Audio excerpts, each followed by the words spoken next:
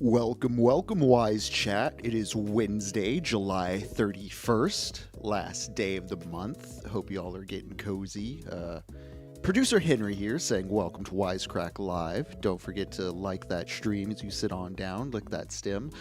There's a lot going on in the world today. Overwhelmingly so. Some really good friends have also been dropping some very good essays that we may not get to talk about today. But we'll see. Mike will be with us in just a moment. Lick the stem, take a moment to chill, and we'll be right with you.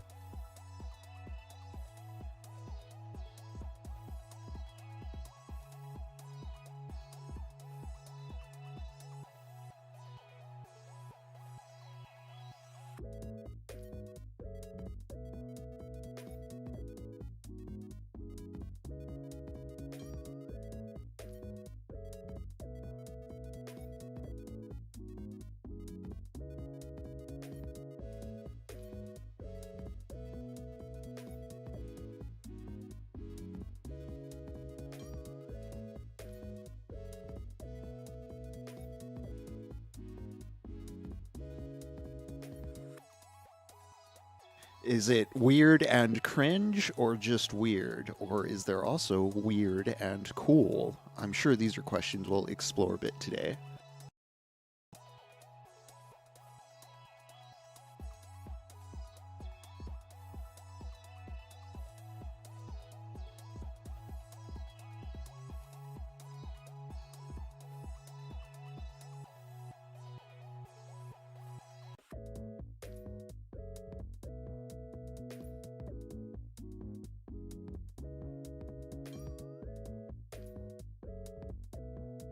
Steven, I think the term would be strange, but we'll talk in a moment.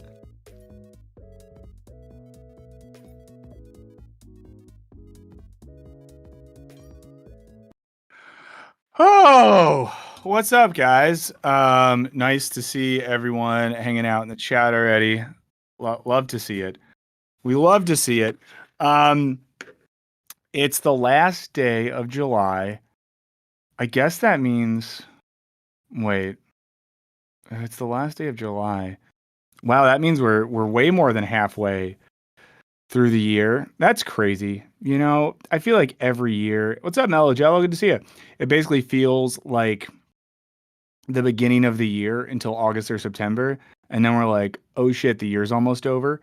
So there we go. But hope everyone's doing okay. For those of you who live in places, or for people who still go to school of some sort and are in a place where you go back to school on the earlier side, you know, enjoy the dog days of summer. Well, Alexa, don't spoil Olympic stuff. Oh my God. Oh my God. Alexa, what are you doing here? Some of us can't watch the Olympics till the evening. I already saw the men's team competition, which ripped. The Now I Know Something. No spoilers in the chat, okay? No spoilers. If people do watch the Olympics, let me know what sports you've been watching. I've been watching swimming. I've been watching men's and women's skateboarding. I've been watching some beach volleyball, a little bit of gymnastics, a little bit of basketball. The thing I'm really into is track. I'm very, very, very, very seriously into track. I love watching running so much.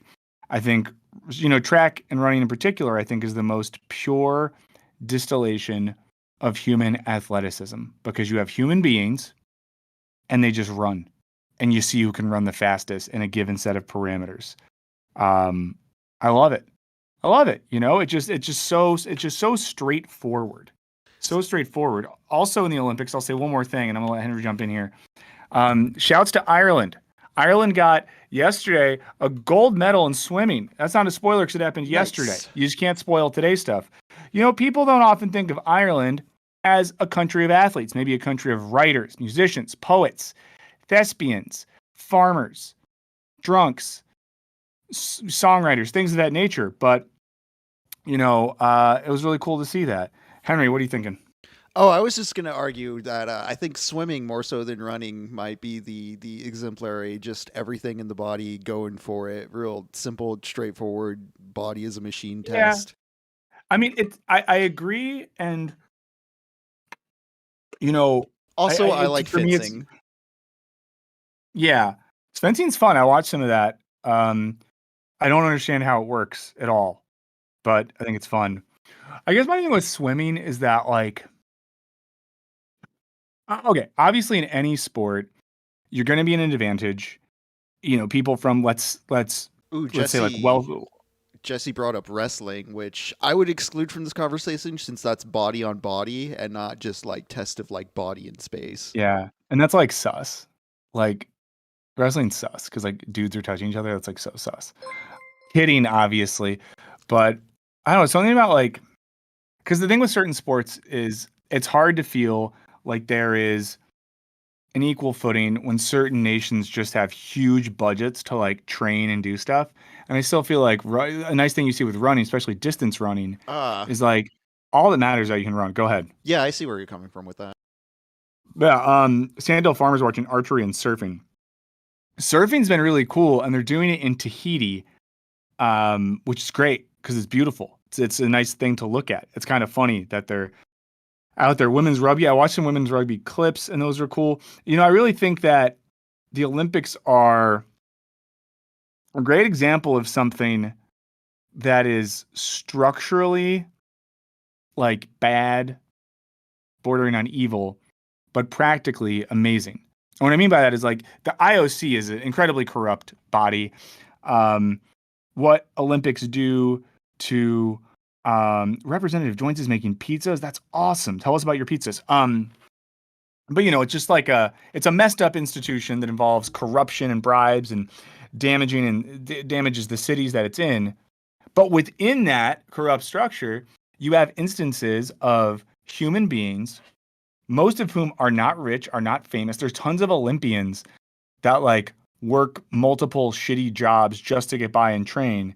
And they have this one chance to do this thing. You know, I think it's kind of beautiful. I think it's beautiful. Okay. Um, let's see. So we're going to talk about the weird discourse today, you know? But okay, yeah, we got one cool guy in the chat with some cool Matt Walsh talking points. Have fun with that, Big Chief.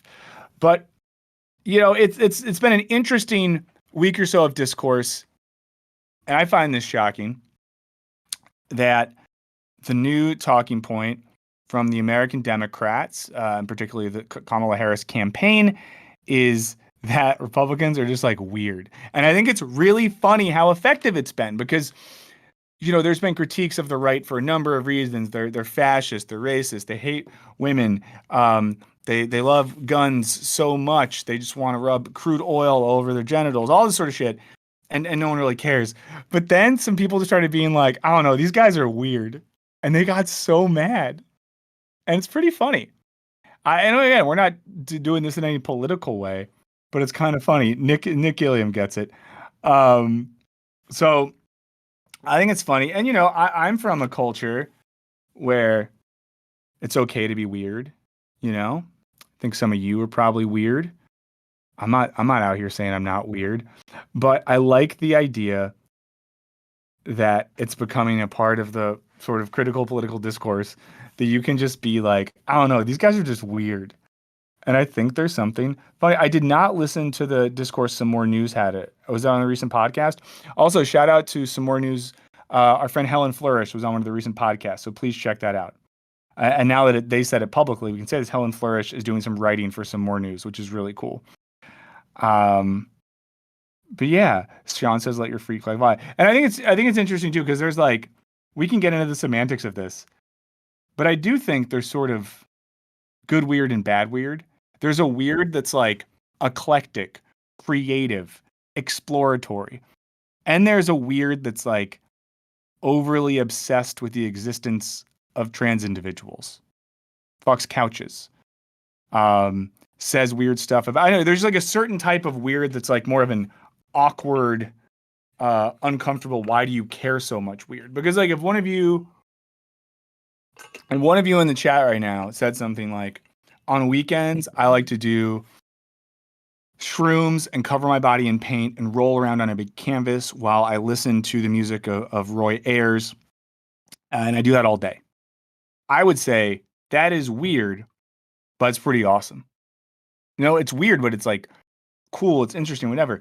But if one of you said to me like, this weekend, I'm gonna, you know, I don't know, write it. I don't know. What was I gonna say? How do I make this? Like, if you were like, I'm gonna like go to local college campuses and make the students define genders to me, or I'm gonna, I don't know, like all this sort of shit. That'd be like, that's just weird, like not in a cool way. Dog for one of those cats moving to Orlando, um, in a week. Where if you don't have to dox yourself, but I'm curious where you're living in Orlando. Orlando itself, like Orange County, the city, is pretty blue these days and pretty progressive and cool. Like I actually ride for Orlando. I grew up near there. So interesting. Yeah, someone said harmless weird versus toxic weird. It's like, Yeah. yeah, there's like confidence weird versus anxiety weird. There's the weirdness of like paranoia and judgment that drives you to like behave out of fear. And then there's the weirdness of like breaking taboo where you're just like, I don't care, I'm going to do it. Yeah. Like there's, you know, it was weird when JD Vance said that he drank Diet Mountain Dew and that the woke mob hates him for it or something. That's just like a weird thing to say. And it's a weird obsession thinking that the type of pop you drink has politics in that way. I am going to say a thing for the people that are early here today. It might be in play that I accidentally doubled my ADHD medication today. I had my bottle out and I was, getting ready to take one before we got cooking. And then someone came in and started talking to me. And they left and I thought to myself, did I take it or not? I can't remember. So then I took one and I might have taken double. Now double for me would be the maximum like allowed dose. So I guess it's not dangerous. Hopefully not, knock on wood, but if I seem a little keyed up, that could be why. Maybe we'll get like an hour in and we can decide if Michael is on 36 milligrams of Concerta or 72 milligrams of Concerta today. Also, a few weeks ago, I talked to some of you about some health issues I was having around headaches, nausea, and I got some really good emails. Some people diagnosed me with migraines, and I took the advice that someone gave when I felt one coming on last night, and I think it helped. Yes, I'm definitely a drug addict. You heard it here, folks. I'm a weird drug addict. I'm a straight up tweaker. But good to see everyone here. Please like the stream if you're hanging out. And just a reminder, if you want to get keyed up without using legal prescribed stimulants, also sidebar here. For anyone else who has ADHD or knows people that do, how is it legal that it's a safe medication that treats an important neurological condition that affects the lives of like 10 million Americans, and you basically have to pay a bunch of money every time you get a prescription? Because for those of you who don't know this, like I'm on another medication that my doctor writes me a script for it and it just automatically refills, and I just pay, whatever the insurance charges me for the thing, no big deal. But for my ADHD meds, every 30 pill bottle, I have to have an appointment for. And the appointment's not cheap. I actually was unable, in my area at least, I couldn't get an ADHD-based psychiatrist. This is like oversharing, but deal with it. That was on my insurance. There was one person I found, and they had like a 1-year wait. And nobody got time for that. So I have to pay money out of pocket. Some of it gets reimbursed for every psychiatry appointment. And then it puts me in this position where it's like, I want to take my medication most days. It helps a lot. But then I want to like conserve pills so I don't have to go. It just seems like that should be illegal. Now we don't have access to that. I don't know. Healthcare, guys, America. I'm curious what it's like in other countries. If anyone's an ADHD head from outside of the United States, I wonder if it's different for you. But I was going to say, if any of you, Atlas Fronto is already making the call. If any of you, need to get stimulated and you don't have ADHD and you don't want to take meds, check out Yes Please Coffee. I don't have a bag of it with me today because, to be honest, I'm almost out of it because I've been drinking it. They sent me a few bags and I've been crushing through it. It's really good coffee. They do not pay us to tell you that. Like I've said, I say this every week. I reached out to them and was like, if your coffee rips, do you want to maybe do a thing? Do you want to go out? Do you want to go to the movies? Do you want to hold hands? Whatever. And they were like, maybe. If you drink coffee, and you like good coffee, if you're someone who's grinding your beans at home, you have a pour over, a Chemex, one of those little espresso things you push down on. If that's you, and you hang out with us here, it would make sense for you to try Yes Please Coffee. There's a link in the description. We have shit on the screen. We'll put a thing in the chat. You get 20% off if you simply type in Wisecrack in the code thing. If you do get the coffee, let us know how it is. You can let us know in the comments. You can let us know at Wisecrack Live 666, because I've been passing on to the team over there what people's thoughts have been. So Ellie said, I've been waiting a few weeks to get my Addy XR. I can't get Vyvanse generic because name brand is for $400. It's the one that works for me. I've never tried Vyvanse. Someone said, can you get through your GP? Yeah, so in general, in America, or maybe like at least in California, you have to have a psychiatrist write your thing. Yeah, non-ADHD people are abusing them. A mile away from SeaWorld, dog formerly known as a cat. That's cool. You'll be near the nice mall. Let's see. Ryan says, your doctor will send in multiple prescriptions to cover several months. I don't know if it's a California thing, Ryan. I'll maybe ask. I've said to my psych before, hey, this is too expensive. Is there anything else we can do? Dog formerly known as a cat. I don't know if you know Orlando very well, but it's good food there. Good food town. I'll say that. Just checking people's comments in the. Someone said Rudy coffee. What's Rudy coffee? Rusi coffee. I drink Ruby coffee as well, but they don't sponsor us, so there you go. And also in a different mode today, guys. I'm going on vacation tomorrow, taking a few days off work. I don't take a lot of time off work. Going to Minnesota. Very excited about it. Gonna stay at a cabin near a lake. I get to fly with a 1-year-old. Tomorrow I get to leave for the airport at 6 a.m. I feel like my life is becoming a National Lampoon's movie, except not funny. We'll see how it goes. So let's start with some comments.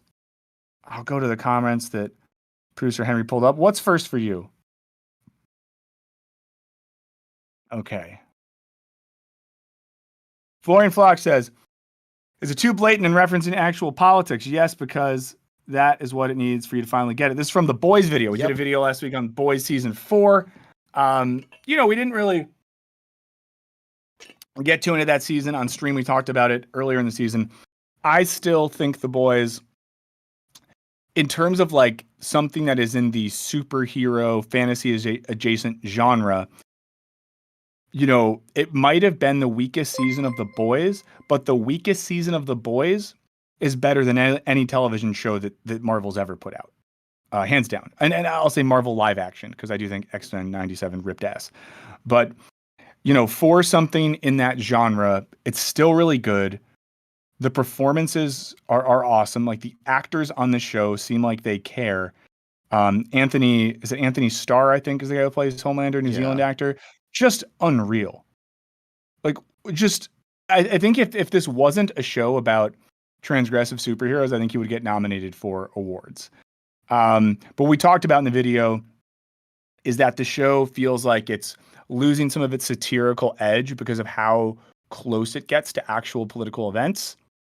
But the craziest thing was, before the young man tried to shoot Trump, one of the plot lines in season 4 of The Boys was about an attempt to kill a presidential candidate. So it was weird. They actually, for the season finale, they had to put a little, because the season finale aired a few days after the attempted Trump assassination. The season finale had a little warning at the beginning. So there you go. We're actually filming a video today about political violence, guys. Teaser for that one.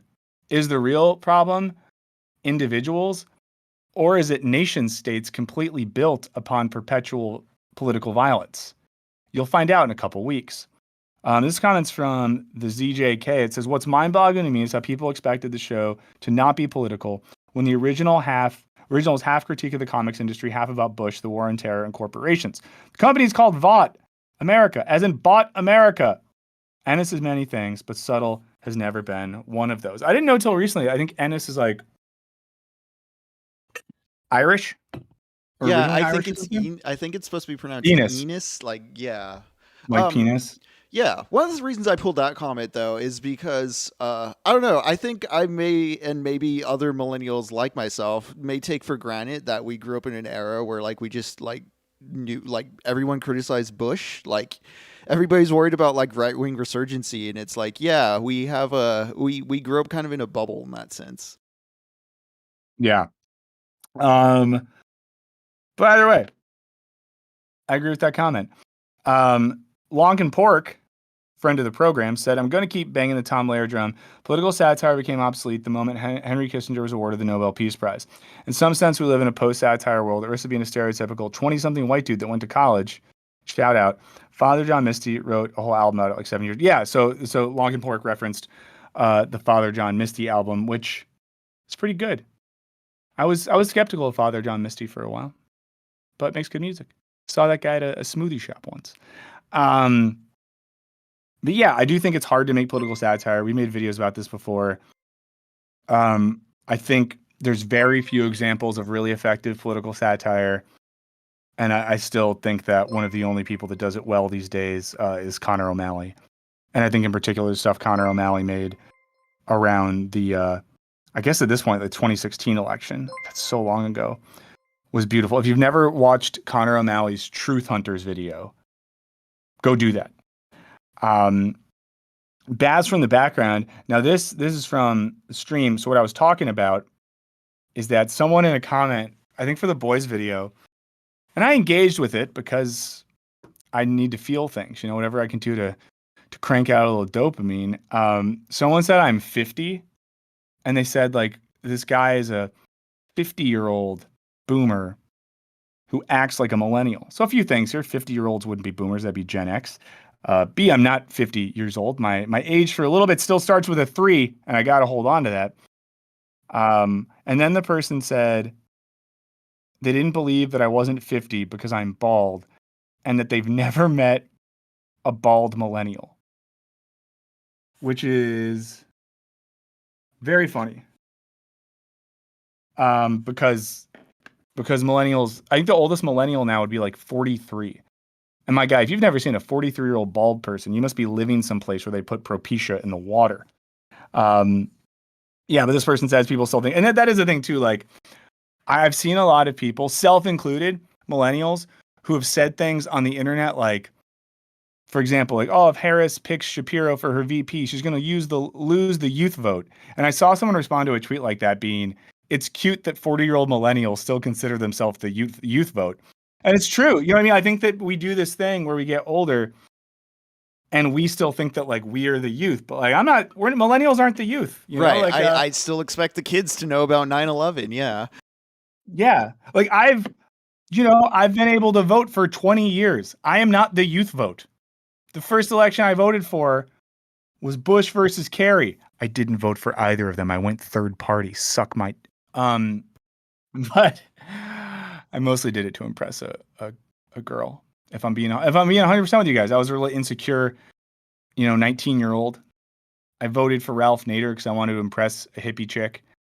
Later that year, I lied about being vegan to impress another hippie chick, and then I committed to the lie because I wanted her to like me so much. That I what's the word I'm looking for? That I actually stayed vegan for a year, and me and that young woman never so much as held hands.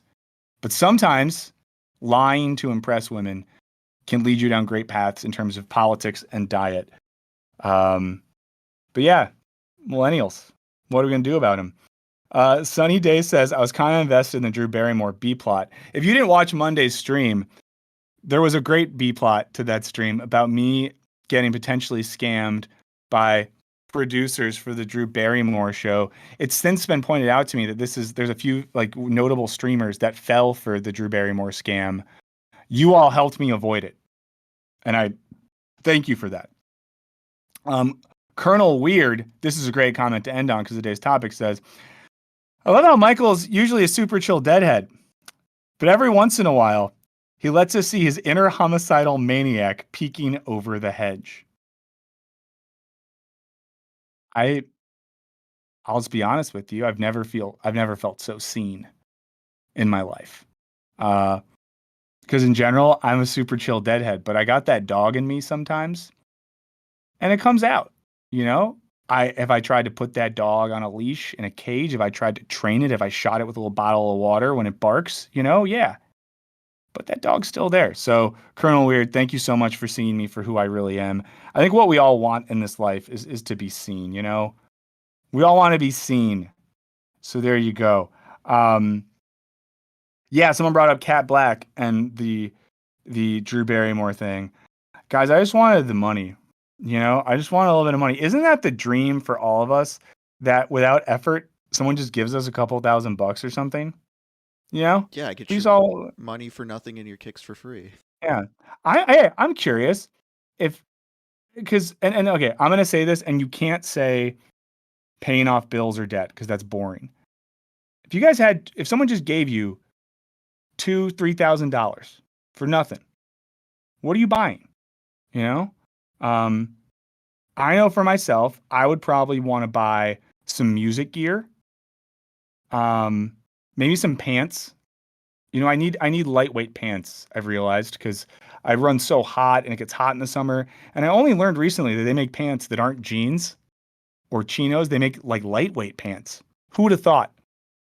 So I'd probably do that, and maybe, I don't know, maybe go out for a nice meal or something. I don't know, but let me know, what do you think, Henry? You got a few $1,000. It gets dropped in your account. You can't use it on debt, bills, credit cards. I'm gonna make a short film. What do you? Oh, hell yeah! That's a really good I'm answer. gonna get Lux and a few other friends together, and we're gonna make something. We're just use the weekend and that money to just do something fun. I love it. Making stuff rules. Sad story. A couple of years ago, I put some money together with some friends. Ooh, a 5-string fretless bass. And we shot a short film, paid some people to help with it. And then the guy who was supposed to edit it, great guy, lives in Austin, Texas now. Actually, I just realized, Henry, you and Lux should be friends with some of my friends that moved to Texas. They perform at like one of the improv theaters there regularly. Is it like the Hideout Theater? Is that a place? Yeah, that's a place. Maybe it's there, but you would really like these people. One of them did some work on Wisecrack stuff. I'll DM you later. But one of the people moved to Texas, and then they had all the files on their hard drive. And when they moved, I was like, oh, I'm going to send you money to ship the hard drive to me, and I'll pay someone to edit it, blah, blah, blah. And we never did, but it was a fun short. The concept of the short was me getting broken up with by a group of friends. It was partly improvised. It was some really funny stuff in there. And then we shot this final scene of me wandering in the middle of the road by myself crying, which I liked. Because if I get to make something, I want to make it funny and weird, but then I'm going to hit you with the darkness. So maybe I'll try to finish that. But anyway, I like, people are saying vacations. I like that Henry wanted to do something creative. I like some people that want to get like music gear and stuff like that. Someone's going to Broadway. Yeah. Cool. It's probably not going to happen, guys, but maybe we'll all get some money one day. Who knows? So, hey, what's up, Alex Butler? Again, like the stream if you're here. We appreciate you for being here. We like hanging out with you. Just a heads up, we are not going to stream on Monday. Philip, do it. Philip, go. You're always allowed to leave the stream if you watch Connor O'Malley. And if you guys haven't watched Corey's by Connor O'Malley, do it. Wait, should we watch Corey's at the end of the stream? I think we wanted to watch it originally, but we decided not to pull it on stream for certain monetization reasons. I don't think, or content reasons. I don't remember what it was exactly we decided on, but I did watch and enjoy it. Yeah. Noah, if you want to send us music, wisecracklive666@gmail.com, we'd maybe use it and we could at least give you credit. And of course, hit us up at wisecracklive666. I did want to read one email before we got going. Go for it. Now, we got an email. This is from Brew Darrymore. Their email address is the Brew Darrymore Podcast 666@gmail.com. Subject line is help an A-list star, please. Brew Darrymore said, hello, Michael Wisecrack. I was wondering if you had any advice for me to share on some kind of Wisecrack stream. I am a very prominent public figure with a podcast, and I've had trouble wrangling up A-list celebrities to be guests on my Facebook page streams. Do you have any advice on how to book talent to join my streams? I've heard Michael Wisecrack Live often features quality guests, so perhaps you can help me. I'm starting to think vague promises of $3,000 and links to Facebook pages aren't getting it done. Anyway, I'd love to stay in chat, but I currently must go to a pre-production meeting for an upcoming film I'm starring in. 50 first dates to 50 second dates. Live, laugh, lick the stream. Brew Darrymore. So Brew, thank you for your email. My real advice for getting great guests for your streams is you want to hit people up, DM them or send them an email, and then forget that you did that. And then follow up a few weeks later, and then they follow up with you, and then you forget to follow up with that. And then you get so embarrassed and ashamed that you think to yourself, can I even follow up with this person again? And then maybe you do, and then they're nice and they come on. So there you go. 1 second. Drinking water. In case I'm off that 72 milligrams, I definitely got to drink water today. Julia for sure. Again, if you're here, it's Wisecrack Live. I'm Michael Burns here with producer Henry. We'll be hanging out with you for another couple hours or a little less than that. Today's general topic is that the right wing may or may not be weird. There's been a lot of claims about the right being weird. It's become a new talking point for Democrats. I personally find it kind of funny. If I'm not going to say it's like politically interesting, important, whatever, but it does get at the way in which so many aspects of our culture now come down to vibes. I've been reading Kyla Scanlon's book, In This Economy. Kyla Scanlon, who I think is a very, well-known person on social media who makes videos about economics. It has a really particular regional accent. I'm obsessed with figuring out where it is. She reads her own audiobook, and the way she pronounces T's is really precise. And I can't place it. If anyone has an idea, let me know. But a big part of her work is she's referred to the last couple of years as a vibes session. The just there being that many economic metrics point to a healthy economy, and yet we all still feel so bad. So using a sense of vibes to get at an underlying economic reality. I think the weird thing gets at that as well. So let's maybe start with I'll pull up the first video. This is from the Majority Report. I couldn't find a video of the ad that they're talking about. So we'll watch a little bit of this, but I think some of this started with an ad that the Harris campaign or an adjacent group of people made getting at how Republicans are weird. And some of this started too with J.B. Pritzker saying that like they're kind of just like weird guys. Pete Buttigieg said J.D. Vance was like kind of weird or off. Walsh from Minnesota. Seems like a cool guy. Maybe I'll look him up when I'm in Minnesota tomorrow. Did the same thing. And it just created this very funny conversation. But I've not seen this ad yet. I think it's one of the things that got the conversation going.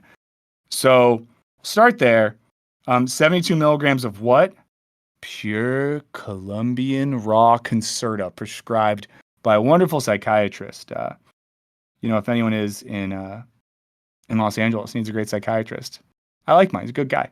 Okay, here we go. This clip. So someone posted a picture of Paul Ryan in his workout garb. Do you remember this, Matt? Oh, yeah, he's curling. Yeah, he was curling and he had his hat on back. Oh, that was from a GQ feature back in the day. Like 2012, right? Yeah, I'm going to share a really random fact right now. It's way oversharing. A new person is babysitting my daughter tonight, and because it's the modern world, I Googled her. And there's someone who is like a writer, and they write like a kind of like sex column for GQ, including one. There's a column she wrote that was about like butt plugs for men or something. And listen, I think you can be a great babysitter and like write about stuff like that. But my wife is oddly more like not conservative than me, but is a little bit more like, I don't know. And she had a funny reaction to it. But now I'm going to like meet this babysitter and be really nice. And I'm not going to be like, hey, checked out the butt plug piece. Thanks for that. I'm vibing as we speak, I shouldn't have said that. Backwards, and he was making like goofy faces, like literally faces that were like I made a similar face in 1996 or 95 when I did when I was doing the publicity stills for Fox's The Show. It was a lot of like, sitcom face. What am I doing here? Oh, shucks, fish out of water. I want to fast forward a little bit. When do they get to the thing? Let's see if I can find them doing the ad. It's weird that Paul Ryan now looks like normal. Oh, here we go.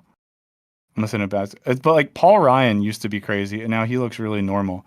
Okay, so they just did some talking about stuff, but let's see the ad. Crazy, and frankly, it's incredibly accurate. We have so many.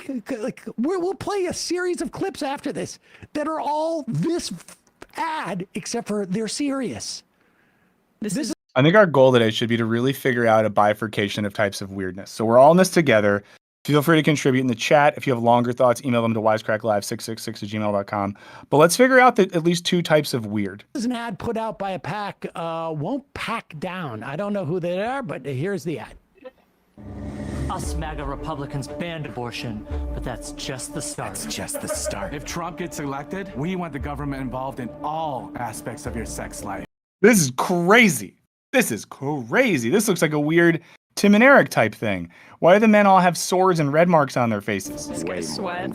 Way more involved. When you have sexual intercourse, it should be illegal to use contraception. No pills, no condoms. I mean, I had not seen this before. This guy kind of looks like scary Steve Martin.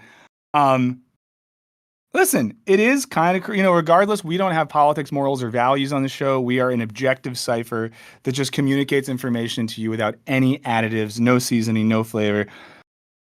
But like, yeah, a bunch of weird old dudes are just like, we want to control what you do with your dick or your vagina. We want to control how you have sex, where you have sex, when you have sex. We want to control the motive behind your sexual actions. We want to determine when they're worthy and when they're not worthy. I mean, also, it might come up in this. For those of you from outside America, you might not know this.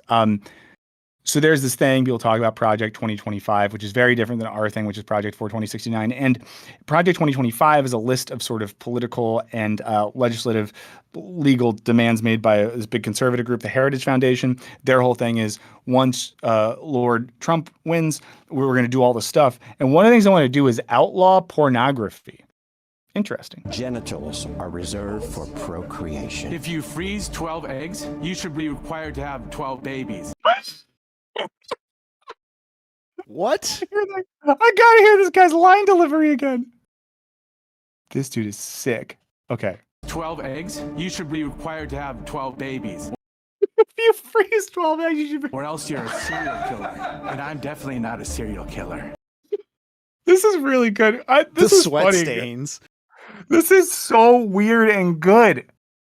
Wow. There's no universe where like the person who directed this isn't a fan of like Tim and Eric Andre and stuff like that. Are you? My son monitors my porn usage to make sure I'm not self-pleasuring. Just like Speaker of the House. It's the Sam Bankman, what's his name? It's SBF. Mike Johnson. That's true. You can look it up. Don't you think that's normal? Yeah, I do. It's normal for your son to do that. You should have a family member monitor your porn use too. Because pleasuring yourself is very, very naughty. I'm voting in November. I'm voting in November. We're all voting in November. Are you? Because what happens in your bedroom is up to me. Is up to me and my son. Also, mouth stuff. That slurping sound was Is a sin. Ugh. Wow, guys. So that was the thing that we all watched together, and I'm glad that we all did that together. Yeah, people were worried about sex stuff politically. A lot of that, I think we'll watch a little bit more of the Majority Report thing because I guess they said they're going to show some clips, but this is a thing. At least in Estados Unidos. Oh no. Frozen just video wise. Okay, let me try something. Guys, you're really missing out. Let's turn off camera. Oh, let's turn the camera back on. Am I there now? Great. Also, if anyone does we can start up a system if people want someone to monitor their porn usage. We could like set up a thing where you could find a buddy on here. There was an app, and this is a real thing. I forget the name of it, but it was a Christian thing, and they taught us about it in youth group, where you and a friend would sign up, and it would send them an email if you looked at porn. And I'm being honest here. Me and my friend Philip, if he ever watches this, his name is Philip Marcel Navarro, great guy. we signed up for the thing together because we were in like, Christian youth group in high school. And it was a thing where like, I guess it sent the other one emails if we looked at porn. I forget if that app, if it worked. I know we probably definitely looked at pornography, but yeah. Let's watch a little bit more of this. But yeah, the gist here is that's a crazy ad. I find that pretty effective. I think that's, we talked before about political satire in the context of The Boys. I don't necessarily know if that's textbook satire, but the strategy of just saying the stuff those people really say and then having those guys say it is great. I do think in general. Oh, go ahead, Henry. I do think so. With the vulgarity, it's getting beyond like the ironic and more into like the pornographic. And I think that's something people feel on a more guttural level. Like it icks them out. Like if it's not making you horny, it's repulsing you. Yeah, very much so. But yeah, and I just think like we talk about weird, like it is weird that a bunch of old white, largely, Christian suburban men are so deeply obsessed with the sex lives of others. And especially when there's enough anecdotal or real information to let us know that a lot of these same people are absolute freaks in their own life, and that's actually something The Boys gets at. There's an episode there's a couple things that happen in the show The Boys that get at the contradiction in which certain politicians externally having these very let's call them Old Testament views on sexuality that are not reflected in their own lives. Let's see what Emma and Sam have to say. Oh, Are they I like running how that on like- TV or is that a digital ad? I think that's a digital ad. I gotta but put that on the Super Bowl. That is. I mean, I like how that one guy got increasingly sweaty. They just made him more and more sweaty. Spray him down between jobs. Right. Good of those actors taking one for the team, even though that might have not been the most flattering casting call. I mean, they probably found these people on Craigslist. Oh my God, are you kidding? That's your favorite role. They said they were gonna show some clips of people actually saying this type of stuff, so I just want to skip ahead and see if I can find any. Because we don't want to go too meta here. We don't want to be on a stream, watching them to react to that. Okay, here we go. Some of these reactions are right. Behavior. Calling people weird is such feminine behavior. Sex difference. Men engage in open conflict. Women police conformity. It's honestly disorienting to hear male politicians. Ellen Andrews is weird. Calling people weird is anytime someone calls something like feminine behavior, so incredibly weird. Textbook sex difference. Men engage in open conflict. I've never known a man who is passive aggressive. Never. We're just constantly fighting. I got my ass kicked on the way into the studio today. Women police conformity. I mean, it's funny too that in these precise instances, they're talking about how men are policing sexual conformity in a very aggressive way. It's disorienting to hear male politicians. Like Helen Andrews got disoriented because a man said the word weird. I just, there's just the continued use of, or like political use of the concept of masculinity is also just so weird and dumb and absurd. I know there are people on the right who are jacked alphas, but a lot of the people who seem most concerned about being big tough boys are just weird little guys. They're just like these weird little guys. And I don't think there's anything wrong with being a weird little guy. To be clear, if any of you out there, if you're a weird little guy and you're proud of it, just say it in the chat. Say I'm a weird little guy. But you can't be a weird little guy and then also be like, everything has to be like masculine, I mean, trying to think of examples here. Two easy ones are people like Tim Pool and Ben Shapiro. They're both just like weird little guys, but they think of themselves as like, Army Hammer types or something. Army Hammer is a bad example. Actually, maybe that's a good example. I don't know. I was just starting to think of like a jacked dude. There's something about like norm enforcing weirdness and norm breaking weirdness. Like there's a weirdness that lets you like transcend it, whereas like there's a weirdness where you want to make everybody adhere to another. Yeah, if anyone's taking notes on the weird thing, I think what Henry just said there was really good. Henry, I feel like you've been on a. Thanks, Alex. I appreciate you admitting it. John's a cool medium guy. Eric's a weird little guy. Guys, it's okay to be weird little guys. Matthew's 12 feet tall, though. You're a weird big guy. One of my favorite things, by the way, is when people see my child. This is a digression, and they say, "Oh, look at this weird." Well, they don't say weird. They say, "Oh, look at this little guy." If you ever see someone with a baby, and don't say it in gender, refer to the baby as a little guy. It's so fun. Okay, let's keep watching this. Let me tell you something. This is what, now I will grant, I'm a metrosexual. I think we all have established that. What a Gen X thing to say. The idea that, first off, like, this is a prime example of what I'm talking about. These people have no idea how cloistered they are. Yeah. She does not realize how absolutely bizarro this theory sounds to normal people's ears. I'm gonna do like sort of what's the word I'm looking for here? The thing that you all don't expect me to do, which is sometimes people like that are left are like that too. They're kind of out of touch and think their weird little stuff is real. I'm gonna skip ahead and see if they do any other clips or examples, because we don't want their commentary. You can watch their channel. They seem nice. So I don't watch the Majority Report a lot because I'm normally doing stuff during the day. They seem like pretty solid people, Here's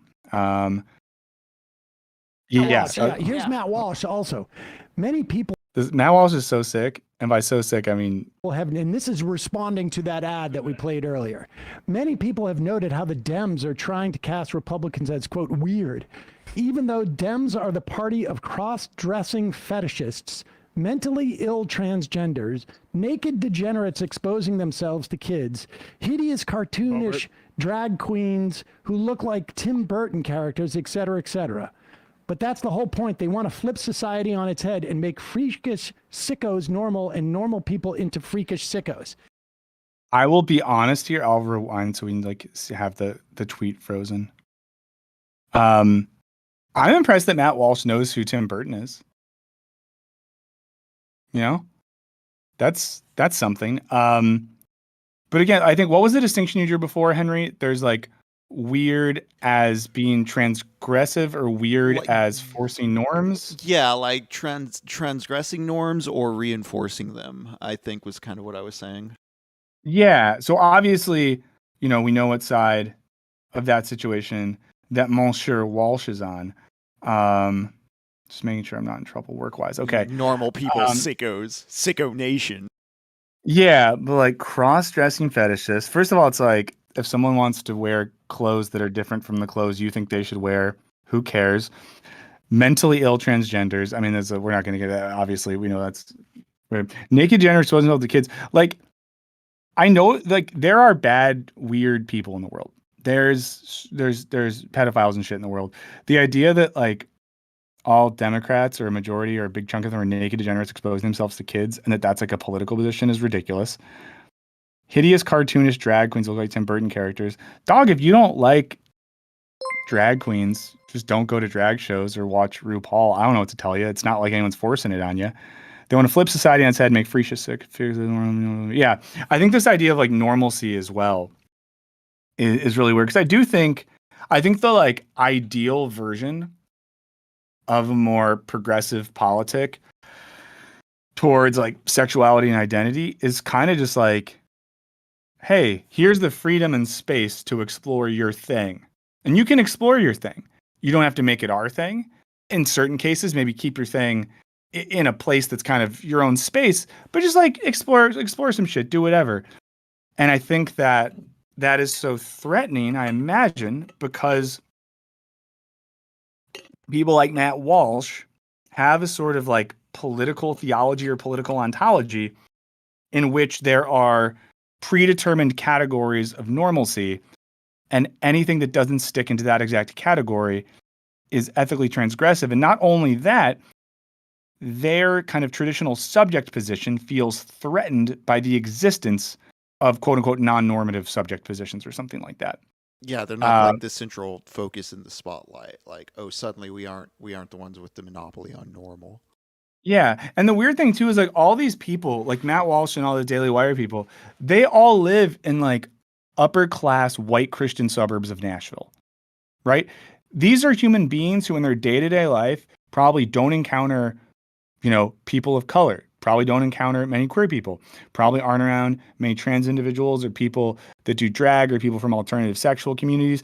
They don't even know these people because they literally live in suburbs outside of Nashville where they have nice houses and the good parking lots and nice cars, and they never have to interact with people that aren't just like them, and yet they feel threatened. Well, why would you feel threatened? Especially, I'm going to be regionally specific here. If any Nashville heads are in the chat, shout it out. I know Nashville is a great city. It's a diversity. There's lots of cool stuff going on there. But I imagine, and I think this is true, there's chunks of Nashville where they won. The white, Christo-fascist types, they won. They have it. It's theirs. So I just wonder who they feel threatened by. And it's not often that I guess it'd be one thing if Matt Walsh was the way he was, but I don't know, lived in West Hollywood or San Francisco or whatever, and was oh, I have to see people that aren't like me, or I have to see queer people. But it's such a weird projection of things, man. But there you go. I miss when Wisecrack wasn't political 24/7. Okay. I'll use, let's see, Sharkbite said, remember the alpha male wolf idea isn't true. It was alpha male versus lower male. It was parent wolf raising children wolf. Correct. That hierarchy formed in an experiment where the wolves were an environment with artificial scarcity. It was a human environment, and that's why the alpha mentality came out. Yeah. I mean, also I'll say a couple of things. I'll go on a little bit of a tangent here. If you think Wisecrack is always been apolitical, so many of the early videos, I mean, once again, one of the earliest videos in 8-bit philosophy on Marx, you cannot say a discussion of Marx is not political. Tons of early videos that use the philosophy people like Slavoj Žižek, Jean Baudrillard, Jean-Francois Lyotard, very, at least politically and socially engaged figures. A lot of the analysis of film and some of the older videos, things that I wrote, so I know this, get at the political and social implications of racism, existentialism, nihilism, all sorts of stuff. And again, a lot of those videos, many of which I wrote, did very well, and people liked them very much. Wisecracks, our old podcast, Culture Binge, got into politics and society. Now, we didn't stream that one as overtly, so maybe you weren't hit over the head with it. But it's just a silly talking point. But there's a line I always think of from Jay-Z, and I think let me see. I'm going to find the exact Jay-Z lyric. I've used this before. I'm going to get this, and I'm going to have to, bleep some stuff here. Yeah. So there's a line. It's from the song On to the Next One where Jay-Z says, Hove on that new shit. N-words like, how come? N-words want my old shit. Buy my old albums. N-words stuck on stupid. I got to keep it moving. Now, how do I interpret that Jay-Z lyric? I know we came here for the interpretation of rap lines. Jay-Z is basically saying, I've made a certain canon of things, and people are mad that I've now moved on to a separate canon, something different. But if people like the old work better, they're in a great position because they can purchase the old albums. Now, some people are stuck on that era of my artistic creation, but as someone who's interested in growing, I actually need to keep moving. And whenever I see people say almost I miss old Wisecrack, I just think of that line because it's it's still there. There's legit 1,000 videos on the channel. You could just go watch those. But we're trying to keep it moving. If we were still old Wisecrack, Henry wouldn't be here. So are you saying you don't want Henry to be alive? Yeah, I would never be born. Yeah. Henry never would have been born if we still did the old stuff. So there you go. How do you discuss philosophy? I know just again, it's silly, guys. And we have this conversation so much, but you can't really do philosophy in a way I wish Wisecrack wasn't Jay-Z 24/7. Oh, that rips. Okay, let's get back. We'll see if there's any other stuff. I'm going to fast forward again, see if they get to any other clips or examples or stuff that we can look at. And then we'll look at maybe some Okay, I think that's probably it. Hey, thanks to the Majority Report. That's a show that some people like. Let's look at, I think this is, what channel is this one for? Is this like a JD YouTube Vance thing? is not weird. He's like, Okay. I don't know. I kind of want to watch a little bit of this Megyn Kelly and Ben Shapiro thing, but is it evil to do that? Will it make us too mad? I mean, we've watched Peterson and Musk Yeah. and Peterson Okay. and Peterson. And let's just say this. We're not platforming and these people. Peterson. These people have bigger followings than us. They're very famous, successful people. So we're just going to watch a little bit of this and see it'll just be funny to watch them defend themselves against the weird thing. And I think, too, today's conversation is less political and more cultural, to be honest, because we're looking at the different cultural relationships to the concept of weirdness and kind of the way in which people define the boundaries of normalcy and culture, the way in which people, define or understand transgression. And this isn't a new conversation, right? Like, I don't know. It was a big deal when David Bowie had his whole Ziggy Stardust phase. If you don't know about this, it's fun stuff, but he dressed androgynously and pushed boundaries of gender identity and sexuality. And some people were like, "Oh my heavens!" But he just made some cool tunes and stuff and used art as a way. Rebel. Yeah, but he just like pushed the boundaries of certain conceptions of identities of identity. So I think that there's someone said Shapiro the better piker. Better at what? Listen, violence is bad, but according to the right men engage in conflict. I would love to see conflict between Hassan Piker and Ben Shapiro, because one of them would wreck the other one, and it would be sick to watch. Violence is bad. I've said this before in different streams. I'm an old millennial. I was raised in a kind of like old school Irish Catholic environment. I was raised in an environment where there was a lot of male violence and machismo. I'm working really hard to unlearn that, but there's a level of toxicity in my unconscious, which means that I still have a sort of unconscious drive towards levels of toxic male behavior, which means that the thought of hypothetically someone like Hassan Piker absolutely wrecking someone like Ben Shapiro does make me feel happy. Okay? I'm not saying that's good. Someone said, what philosophical works do social conservatives have? I mean, tons. Like, you ever heard of John Stuart Mill? You ever heard of John Locke? Probably some other Johns out there. I mean, and you can even argue that, like, you could have a conservative reading of Hume, of Kant. I mean, there's ways that you could have, like, social conservatives have philosophers they can pull from. Even my guy Kierkegaard, in a sense, you could pull some of that there. Like, Know Your Enemy does it all the time, where they go through the history of right-wing intellectuals. Like, they're there. I think contemporary American conservatism's too grafted onto being like a cultural chameleon to really jive with that, I think. Yeah. Marco gets it. The toxic behavior our grandfathers and fathers taught us 100%. But like, even Ben could take me. But what were you saying? Oh, I got so distracted. What was the thing we just said, Henry? Maybe I'm not on 72. We're gonna watch this Megyn Kelly Shapiro. Oh yeah. Also, for a moment, I think it's his microphone, but I thought Shapiro had a pierced ear. That'd be so sick if Shapiro just went and pierced it. If he really did that thing. Let me see one thing real quick. Let me do a quick check-in on our email, wisecracklive666@gmail.com. Yeah, Dr. Clownick has brought up Know Your Enemy as well. Yeah.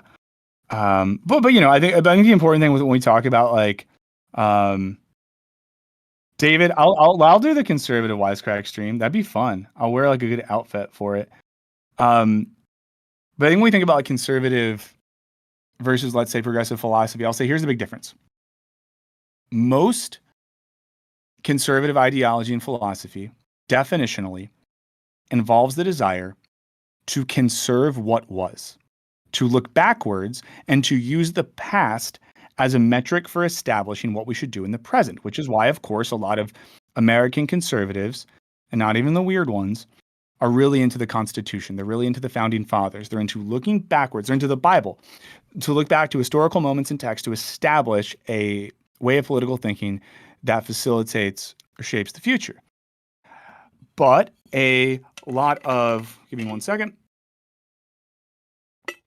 A lot of, we could say, vaguely more progressive philosophy, but I won't even say progressive. I'll say teleological, meaning moving forward towards something, looks at human thought and sort of the process of human understanding as something that moves forward, as something that unfolds. You know, we see this in like all the way back in Plato, where human understanding is a journey where we get closer and closer and closer to seeing the truth of the thing. You know, in a more, I guess like Aristotelian model, we get closer to understanding the teleological emphasis of things. When we say teleological, we're just talking about an aim, the idea that thought and ethics and our humanity is progressing towards a goal of some sort that is ahead of us. And sometimes it's sort of infinitely deferred. In, Hegelian dialectical thought, the way we move forward is we experience contradictions in our values and our ethics and religion and society. And in thinking through those contradictions, we're able to push forward as thought or spirit unfolds and progresses. So, if I ever seem like I'm saying all philosophy is woke, all philosophy is just a bunch of like lefty, poly, fun stuff. No, the underlying thing is less to do with quote unquote political values and an ontological understanding of how thought and the world work.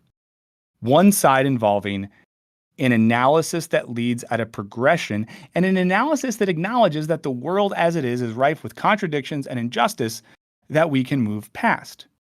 It's not like some of the thinkers that maybe we talk about from the past in philosophy weren't like radical dudes. A lot of them were just like Germans who wore pantaloons and cheated on their wives. But the goal was that thought would continue to progress. So if we are going to then say, thank you so much, thank you for Wubber for encouraging me to do a philosophy, a philosophical digression, but like you can't really justify. I guess I don't want to say justify. You would just be hard pressed to make the argument that the majority of thinkers, at least in the Western canon of philosophy, would be a good resource in arguing for the type of cultural, moral, and political conservatism we see on the right. So it's not that, academics are left-wing or whatever. It's just that, like, if you are participating in a tradition that is about pushing the boundaries of thought to get to a better and deeper understanding of the world and ourselves and to move culture and ethics forward, it makes no sense to go backwards. And you don't see that in the tradition. So someone said, why does ontology always confuse me? Ontology is a confusing as hell word, guys. Let's talk about it for a sec. Ontology is describing, I'll put it like the structure of being, the way stuff is. Even if you've never used that word before, you have an ontology in so much as you have a structure by which you understand the world. Often we'll talk about political ontology, meaning how does our understanding of the world facilitate the way we think about politics and ethics? And I think when we talk about people further on the right in America, when we talk about political theology, the way in which someone's theological understanding of reality facilitates their political understanding and values. The point here is that deeper ideas in terms of how we understand reality, how those facilitate the way we think of everything from logic to ethics to politics, are going to have direct effects. And on the flip side, if we look at someone's surface level cultural values, we can normally dig a little bit deeper and figure out what ontology underlies that. And in a lot of cases, when we look at the stuff we're kind of talking about today, we see a really conservative, often theological ontology that says things just are this way. They're just this way. It's fixed. It's dead. And our job is to work backwards and continue to mold the world to those ideals. Our goal is to stop dialectical unfolding and progression and exploration. Our goal is to stop any existential reckoning with reality that leads us to be intellectually creative and work backwards towards something else. In a sense, it's a world where human ethics stopped when the New Testament was completed, or theories of democracy stopped when the Constitution was signed. That sort of thing. Not to say that you can't say, and you could be a Marxist Hegelian and say the Constitution was important at its time, representing a certain point in human thought. However, to continue to push the idea of democracy forward, we have to analyze and acknowledge contradictions within that, so we keep going. Sharkbite 1000 says everything is politics. Politics is everything.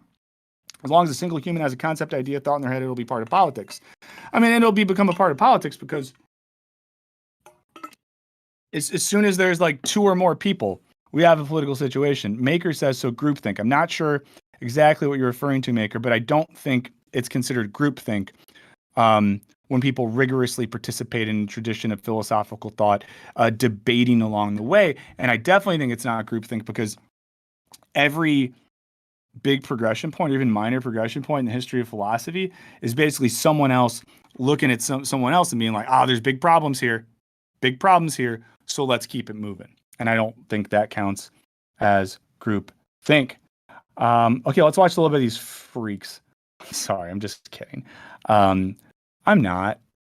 I'll say it. I don't think these are good people. I don't think they're kind people. But I do think they both have good hair. So we'll see what they have to say. Pretty much as they get, which is why they consider him a threat. That is why. Oh, so JD Vance is as normal as it gets. It's pretty normal to say that the political party you're a part of is doing racist attacks on your wife, but not condemning those attacks. They're using a label that doesn't apply to him, and for the reasons you just stated. But it's definitely a coordinated attack now. The second gentleman, Kamala Harris's husband, said it. Many, many others on the left keep reviving the weird comment before we went to air moments ago. AOC put out a tweet calling him weird, JD, and here's another sampling. I don't think Kamala Harris is going to pick anyone as weird and creepy as JD Vance. It demonstrates and shows us exactly what he believes in by selecting. Guys, it is creepy when you say that there's like no value to women that don't reproduce. When you say that people that don't have kids are less politically valuable, when you say that all progressive women are like celibate cat ladies, that's just weird. It's just like a weird thing to say. It just is. JD Vance, who is quite, as the campaign said, weird. The agenda, the way they talk to people, the way they address people, it is bizarre. It's weird. It is weird. These are weird people on the other side. Donald Trump seems to be drifting away from his own nominee because he's had so many weird views. Unfortunately, I'm a big, we don't do politics, but just regionally, I love Pritzker. I hope Pritzker's our president one day, not because of anything other than it'd be cool to just have like a big Midwestern boy running the country. Personally, Vance's weird views are not even winning praise from within his own party. The idea that you say that people that don't have kids kind of like don't matter and specifically target women. I mean, it's weird, but then it's also like, be a person. Some people can't have kids biologically. Does that mean they're bad? Because let's get back to the ontology question here, kids. Let's be honest. At this point, I think we figured out that I took too concerted today, and we figured it out together. I love hanging out with you guys. But if you have a deeply conservative theological ontology that says the primary role of a woman, or the primary role of a woman's body, is to be fruitful and multiply and create spawn for a man, if that is your like ontological belief, if that is what you think the proper function of a person with a vagina and ovaries are, well, then it leads to that sort of social and political view that one has a moral imperative to reproduce, and if you don't, you're like bad. Donald Trump and his weirdo running mate and the Republican apparatus behind them will regroup. It's not just that he said a lot of things that are weird. It's not just a weird style that he brings. It's that this leads to weird policies. Again, a lot of these people, just to be clear, if you're just tuning in, thanks for being here. It's Wisecrack Live. I'm Michael Burns here with producer Henry, as we are every Wednesday. We're talking about the weird debate in politics. And I want to make clear, if you think that we're looking at all these clips to be like, oh, Pete Buttigieg is like good. No, this guy sucks. So does Jen Psaki. But it's still an interesting discussion. And so just to be clear too, we all have big brains. We have rock hard, solid brains that are well developed. If you need to learn more about brain density and science, we got into that on Monday. But just because we think some of the weird stuff is interesting doesn't mean we think everyone using those claims is good. Although Pritzker is good. It's kind of weird how they all have the same messaging, Ben. So apparently CNN and MSNBC used the word weird to describe J.D. Vance in the last 2 days over 150 times. So if you don't believe that they're all marching in lockstep and they don't get their talking points from the DNC, they 100% do. So on my show today, I talked a little bit about this. I don't think they got talking points. I think that they said weird and people got clicks and views, so they kept saying it. Weird slur and the fact that they're using this. Again, slur! They call it a slur! It's a slur! The concerted talking points thing gets me because they're acting as if they don't do that, but like there are elder people in my family who never needed to know what furries were, who do know because conservative members of my family were going crazy about litter boxes in California schools. Wow. And to me, this is all projection because there are only two ways in which a candidate is weird. One is sort of interpersonally weird, right? So you might say somebody who laughs strangely and who... Oh, and again, like lots of problems with Kamala Harris. But if someone just like laughs weird, who cares? Starts jabbering about coconut trees. That might be a little weird. JD is not that, right? When JD talks, JD is actually perfectly normal. You watch him on TV, you watch him give a speech. He's like a normal person who is talking. If anything, he lies on the sort of dull side in terms of his sort of affect, right? He's not somebody who's electric on TV. He's not like Vivek, very live, right? He is exactly kind of normal when he's on TV. And then there's weird positionally. And here's where you get something sort of fascinating. I think we can come up with a better bifurcation of the concept weird than Ben Shapiro. Let's see if we can. According to the left, what makes you weird is believing that it is actually of moral benefit to the United States for people to have children. That's not what he said, though. That's JD's actual position. It also happens to be the biologically correct position, which is that the biologically correct position. So it's just this quick jump from like moral belief to trying to like justify your moral and political axiom with an appeal to biology. And we kind of talked about this last week. And shouts to everyone who was there last Wednesday for our stream that got deleted or got cut down by the Daily Wire because they hate free speech. Peterson and Alon couldn't deal with us. Some of the comments that I got were so funny last week. People just like, you've done nothing for society. How dare you speak on Elon Musk? How dare you attack him personally? Boo-hoo.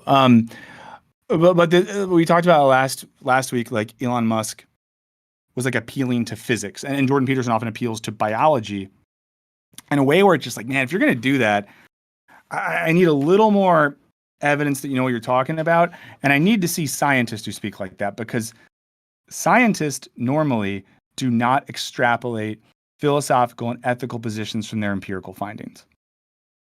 They just don't, because, you know, they know their lane and they know that's not what they're doing. That if you wish society to propagate itself, it's very important that on a moral level, people have kids. Now, when JD... So it's biologically and morally imperative that people have kids. Was on Tucker's show. If you don't have a kid, you're a bad person. He phrased this in the negative. When he was on your show, he phrased it in the positive. The positive is, if you have kids, you should get tax benefits because it's good for society for people to have kids. That's totally inarguable. That I think is perfectly obvious because he phrased it in the negative on Tucker. I mean, the interesting thing too, the tax benefit for having kids thing is it's like a democratic position. And then use some sort of cable news language about cat ladies. That's what they're glomming onto. They're saying he's positionally weird. What is more positionally weird? That people ought to have kids and that society ought to incentivize its citizens to have children? Or is it weirder to suggest that society ought to be completely apathetic about whether people have kids at all and ought to... I don't know if anyone says that, but I don't think it's weird to say that people should get to make those decisions for themselves. I don't know. Your personal decision-making as to whether you gallivant around on RuPaul's Drag Race or become the head of a traditional family and go to church regularly as a matter of moral apathy. Like Kamala Harris is very weird positionally. The Democratic Party is very weird positionally. This is a party that has made Sam Brinton a member of the administration before he started stealing ladies' luggage. There's a party that has suggested that Admiral Rachel Levine, who is a dude, is somehow...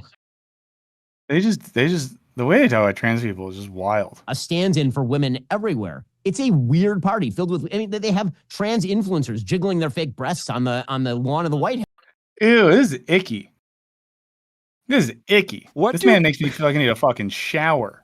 What do people interpret the pursuit of happiness to mean? Like you're like individuals are guaranteed like just And I like, guess that's this difference too of like, again, this is me really trying to think objectively. If you are a person like Ben Shapiro, who's, a conservative Jewish guy who's wildly aligned yourself with like the sort of evangelical right that's probably anti-Semitic. But if your like moral and political values or even like cultural aesthetics mean that you don't want to see a trans woman's breast jiggle, that's fine. You don't have to see it.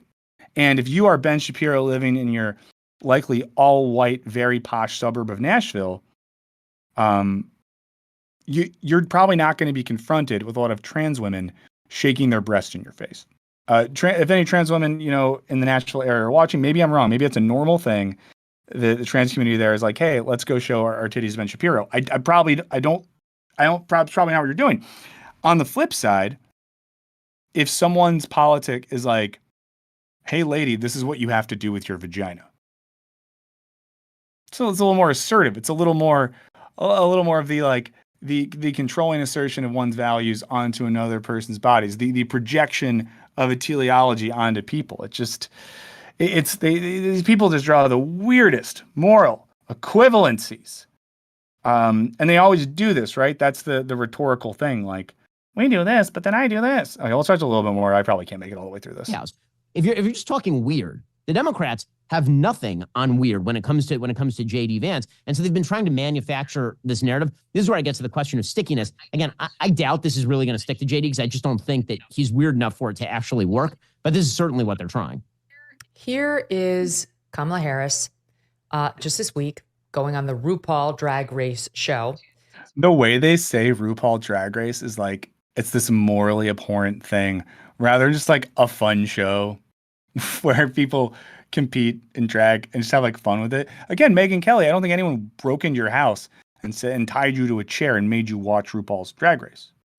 Like I don't want to watch Gutfeld on Fox News, so I just don't watch it. And it's all good. Everyone wins. Support in this election. All right. Now, everybody knows RuPaul is a drag queen, and drag queens doing drag queen things behind closed doors or in bars or what have you, I don't really care. But shoving it in front of my kids and other people's kids, I care. How is RuPaul shoving it in front? Did RuPaul show up at your child's probably private Christian school, break into math class, put the math teacher in a fridge with a sock in his mouth and do a drag show? I don't think so. But the show is controversial for those. I've had a kid for over a year and no one's tried to force a drag show on my child yet. Maybe I live in the wrong neighborhood. Reasons. So she goes on there. Let's just take a look at, here she is with RuPaul. Yay, it's me, Kamala. Hi, everyone. It's Kamala Harris. Each day, we are seeing our rights and freedoms under attack, including the right of everyone to be who they are, love who they love. That Lance from NSYNC? Right. Openly and with pride. So as we fight back against these attacks, let's all remember, no one is alone. We are all in this together, and your vote is your power.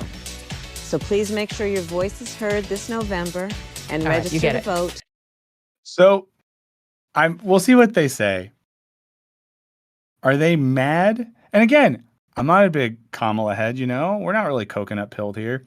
But she like went on a show and was like, you should just be able to vibe with whatever sort of vibe you have.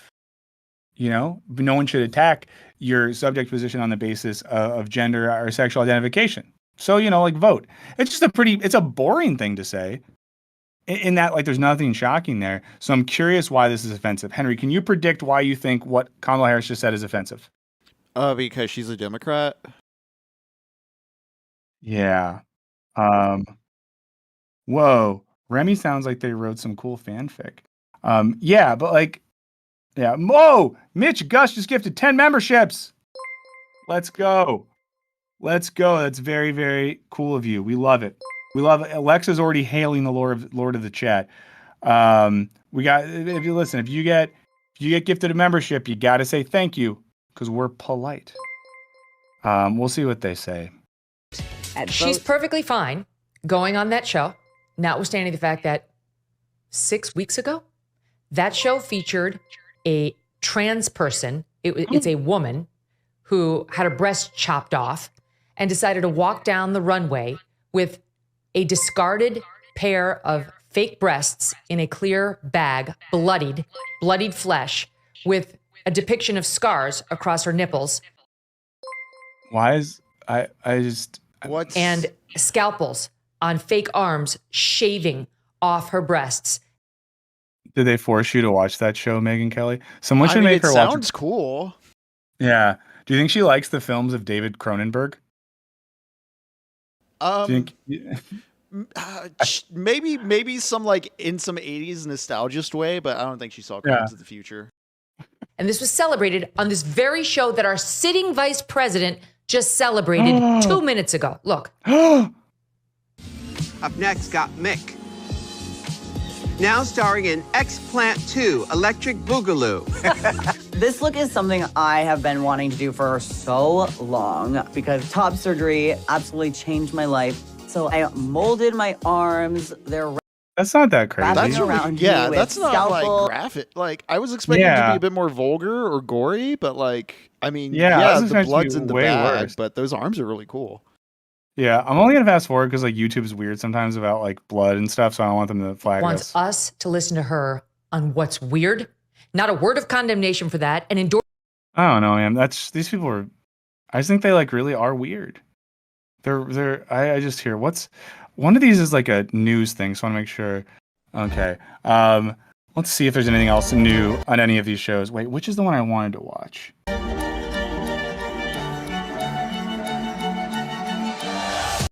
Let me fast forward. Another great show for you today. I'm here with Jessica Burbank, who is in The Color of the Summer. Is this the brat color? Yeah, Robbie. I've been infected.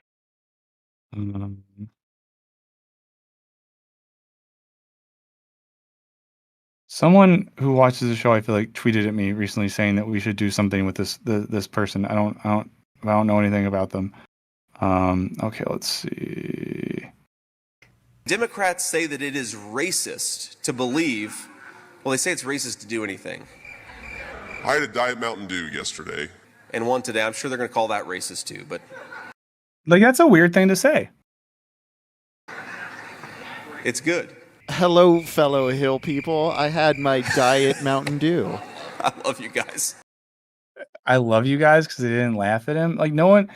It's just, yeah.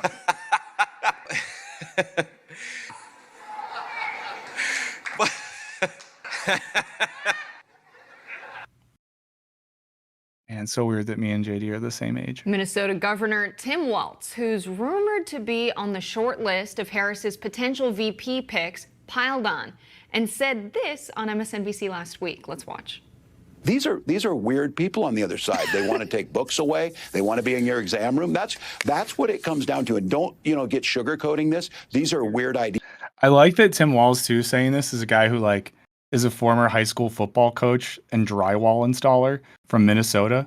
Like actually a pretty normal dude, by all accounts, who's like, yeah, this is freak shit. Someone pointed out that Tim Walz, I think I have this right, is the same age as Tom Cruise. To them speak. Listen how they talk about things. And weird got weirder when the message carried on through this week. This is how the Harris campaign responded to a Trump appearance on Fox. Harris's campaign quickly hopped on X and posted, "Trump is old and quite weird." I don't love that. I don't love like meme stuff from the official campaign. Like let the PACs or whoever do stuff.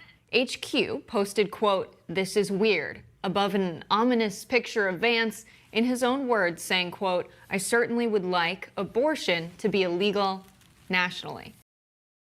I mean, again, if you're from outside America, abortion is basically the biggest political issue in this country and has been for 15, 20 years. It's weird. Now, Congresswoman Alexandria Ocasio-Cortez hopped on the trend too, posting, "Being obsessed with repressing women is goofy." I think goofy is a funnier term than weird. I think calling someone goofy is. We should all get back into that, guys. Can we bring Goofy back? Yeah, those At the silly thing? gooses. Someone said Wisecrack isn't telling the truth. What am I saying that's untrue? Or actually, is it my job to say the truth? But what is the truth? Tell me, Dwarven Jesus, tell me the truth. Tell me the truth. There you go. Someone said something very funny that I'm not going to read out loud, but it's funny. Trying to watch what LGBTQ plus people do all the time is abnormal. Punishing people who don't have biological offspring is creepy. It's an incel platform, dude. It's super weird. And even Hillary Clinton chimed in. If Republican leaders don't enjoy being called weird, creepy, and controlling. I mean, the incel thing is true. It's like a sort of incel logic at play. Okay, see if anyone else they show any other funny clips. Probably only to watch these people talk about stuff. They look like nice enough people, I guess. They both are dressed well. He has a nice little haircut. Vivek had some thoughts. He's a really important person. I think the incel thing is interesting. There was a clip that went kind of viralish again this week from a few years ago when Jordan Peterson was talking about how it's like unethical that only some boys in college like get to have sex and other boys don't or whatever. It was a very funny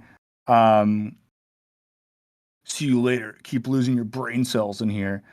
Boss doesn't know that we all have rock solid, smooth brains in here. The hardest. Yeah, more like hell yeah, Penny. But yeah, there's a lot of, it's goofy. There's some incel logic there. We don't need to go fully down the incel rabbit hole, but it's interesting to note, if we're going to get into like the teleology of all this, about how just a lot of this thinking comes from men who paint themselves as somehow politically and sexually disempowered, and that sort of sexual disempowerment leads to a desire to wield power over the bodies of subjects that they wish they had, sexual access to. This isn't a new thing. Men have been doing this for a very long time. Remy, I think you did a little bit of a philosophy for sure. I didn't read the piece, but it sounds like you did that. Yeah, Pokemon Go to the polls. That was great. We welcome all the Russian bots to this chat. Nostrovia. I think that means something. I shouldn't yell, though. I have a Russian colleague who's in the office right now, and I don't want him to think I'm making fun. Mangala is an alpha male, not ashamed. That's cool. It's all good. Be alpha if you want. We still don't really know what Brad is, but we do know that Henry is Brad. That's one thing we've established here. So yeah, I don't know. Like we've been talking about weird for a while now. We can kind of start to swing away from this. I do think that, the main gist here, Henry put this very articulately earlier, so go rewind and see that if you want. It's gonna be better than anything I say. But the whole weird thing is, it's rhetorically kind of funny. It's very funny that people are so mad and offended about being called weird. But I think we are seeing a way in which, there's kind of like a, not power, but a sort of efficacy and a convincingness in pointing out just the simple weirdness of a lot of this stuff. And it's a thing, we made this video on voting, and I asked for opinions from people overseas, and a lot of you said stuff like, yeah, we like watch America's politics like a fucking joke. You guys are ridiculous. And I do remember when I lived overseas, people would comment to me quite regularly about how so many American political debates just seem silly and kind of frivolous. And I do think things like people freaking out about if a vice president goes on a TV show is like frivolous. It's silly. And it's always interesting to see the things that so much focus is put on. Again, women's bodies, reproduction, what people can and can't do sexually, while ignoring the actual material conditions of social and political and economic life in America. So I don't know. Are these people weird? Maybe. Is there a good weird? Yeah. Is there a bad weird? Yeah. If any of you have thoughts on the weird debate, let us know. We can arrive at some clear definitions of these things. No one explained brat. You won't debate anyone because you'll get destroyed. I know I shouldn't feed the troll or whatever. Who said that? But Marco Vela said it. Hey, Marco, you know what most debate is online? It's a couple dudes jacking off under the table while they yell at each other on Zoom with no actual purpose other than trying to seem like the smartest boy. There's no efficacy to it. They don't arrive anyplace interesting intellectually, and none of it leads to any real change in the world. Can I acknowledge that in certain cases, certain people debate ideas in such a way that their younger and impressionable fans might be turned on to better ideas? Possibly. But do I have any desire to waste a moment of my time on this earth arguing with an angry incel that uses cheap rhetorical devices to seem smart and get clicks? Nah. I'd rather sit here and just, talk shit with the lovely people in this chat. That's what I'd rather do. I think if people were really as smart as they thought they are, I'm gonna be spicy for another second. So guys, mute if you don't want 30 seconds more spiciness. If a lot of people are so smart, I don't know, write a paper. Make an argument that isn't just you yelling at someone on the internet, and show me that you know what you're talking about. Also, if these people are so smart, why does no one take them seriously? There's a lot of people on the internet that present themselves as very smart, but who doesn't want to talk to them? I don't know, academics, political theorists, philosophers, serious journalists. No one takes these people seriously, and they shouldn't be taken seriously. It's a type of unconscious, maybe kayfabe, but I'm never going to debate anyone like that. I would debate someone on what Bruce Springsteen album is the best. We can debate on proper burrito toppings. Nebraska, right? Yeah, but the whole you're not smart if you don't debate thing is really stupid. When has that been a thing in human culture and society? Do you think anyone looked at Immanuel Kant and were like, oh, Kant, you wrote the Critique of Pure Reason, but won't you come to the bar and debate me? Kant was probably like, no, that's stupid. Why would he do that? It's just one of those things where I'm trying to think of the best analogy here. It's just the people that are good at stuff don't constantly have to talk about how they're good and challenge people to be better than them. The best rappers aren't constantly battle me, come at me, whatever. Who does the whole I'm so good, battle me, debate me thing? Someone like Drake did that. Drake did that. And then Kendrick, who's just kind of minding his own business, came in and stomped him out. But if you're gonna do transphobia in the chat, I don't know, maybe shit in a bucket and pour milk on it and eat it and call it poop cereal, for all I care. But there you go. And again, that was spicy. And you know what? Don't start no shit, won't be no shit. But if anyone wants to, jump on a debate call, we'll do it. But we have to debate something fun. We got to debate something fun, guys. So give us some debate topics.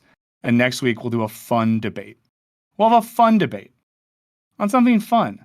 But if we want to talk about serious stuff, we'll talk about it in a better way. Someone said, are you concerned about the anti-intellectualism of America? Remy said that. I'm very concerned.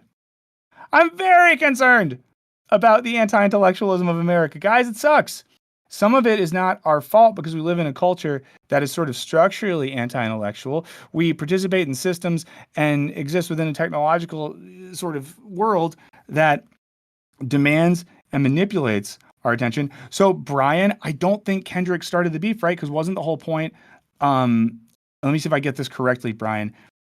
I thought it was that I'm forgetting the name of the song, but it's a song that J. Cole and Kendrick did together. Sorry, J. Cole and Drake did together. They had the big 3 line, referenced Kendrick. Kendrick took that personally. So then did was it Like That, the name of the song? So Kendrick did that verse on Like That, and then it took off from there. But if I don't understand that correctly, Brian, I'm dead serious. Let me know. Cheeseburgers versus pizza. End of the day, I'm going to go burgers. Hot dog toppings. Relish. Mustard. Celery salt. I don't know, other stuff like that. Let's debate the efficacy of Wikipedia articles in debate. Wikipedia articles, good in general as a useful tool, not good in debate. And there's a reason. I love Wikipedia. Wikipedia helps you get the ball rolling and understanding stuff, but then you gotta go deeper than that. How much we miss Michael Brooks? Michael Brooks was good. He was a good internet person, was a good and smart guy. I did not know him personally, but seems like a rad dude, and the world probably better if he was here. Which movie is better, Alien or Aliens? I'm probably gonna go Alien there. Kitten versus puppy. Puppies all day. Allie, I know you got cattails in your username, and I love you, Allie. Allie's the G. We stand for Allie, but I'm a puppy guy. I can't help it. Is water wet? No. Okay, so Kendrick shot first.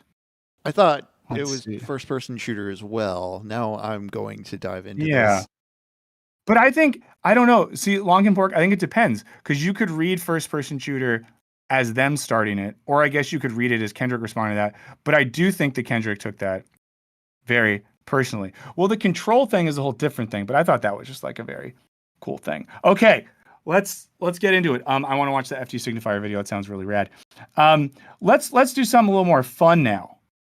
Let's do something fun to wrap things up, which is let's look at the announcement for the Peterson Academy. Guys, Jordan Peterson's starting online college. And, you know, we talk about the problem of anti-intellectualism, and he's trying to solve it. We're going to watch this. I think that once it comes out, I want to see if I can get the company to pay me some money to take the classes. I think that'd be really fun. Reminder as well, I'm going to send this email out today before I go on vacation. We've had a few responses from people in the Dallas metropolitan area to let you know that if you want to go to the James Lindsay anti-communism workshop, it's like at a hotel conference room near the Dallas airport. We'll try to get the funds together for you to buy a ticket. Okay. And then you can come on the stream and talk about it, or we could debate. And you know, guys, I was being spicy before. Like, I know that there's like valuable mechanisms for debate. Our buddy Lux has talked about it before. I'm simply saying that in a lot of the debates that I've watched on the internet, they're just really dumb and clickbaity, and it's always like dudes yelling at each other. I just don't want to watch dudes yell at each other unless it's like, I don't know. I'm going to think about an instance where I want to watch dudes yell at each other. Speaking of dudes who yell. Why did I decide to build an online university? Because you're a grifter and you want money. Well, there is a crisis now in higher education. The president of Harvard University resigned. The crisis in higher education is that a bunch of administrative ghouls with MBAs started running universities, defunding academic programs, and taking the emphasis off of educating people in a broad liberal arts tradition. And instead, turn them into places that have to operate, you know, according to the laws of profitable businesses. And that sucks. That's what's bad about universities. Students like protesting about stuff is not bad. It's today we Does calling for the genocide of Jews violate Penn's code of conduct? We have a problem of affordability and cost, spiraling student loans. Okay, that's real, but this is very funny to have Jordan Peterson be like, student debt's an issue, because I've seen him talk before about how forgiving debt We is have bad. a groupthink emerging, and that warps the entire academic enterprise. I experimented with putting my lectures online and found that I could teach far more people at very low cost than I could at the university. And I thought, well, why not scale that? Oh, he has real people there. Oh, look at the boys in their little pants and their little shirts. What I'm hoping to do is to find the best lecturers Yeah, let's look at all these heroes, these winners. in the world. Let's see. Dr. John Vernon, Rob Henderson, Brian Keating, Jonathan Patching, Lord Andrew Roberts. You can be taught by the Lord himself. Oh, Dr. Jordan B. And Peterson. to bring them to Whoa, he is? That's sick. as wide as possible an audience. He came to me and he basically said, I want you to do the best course that you've always wanted to do. We want to bring you the highest quality education possible at the lowest possible price.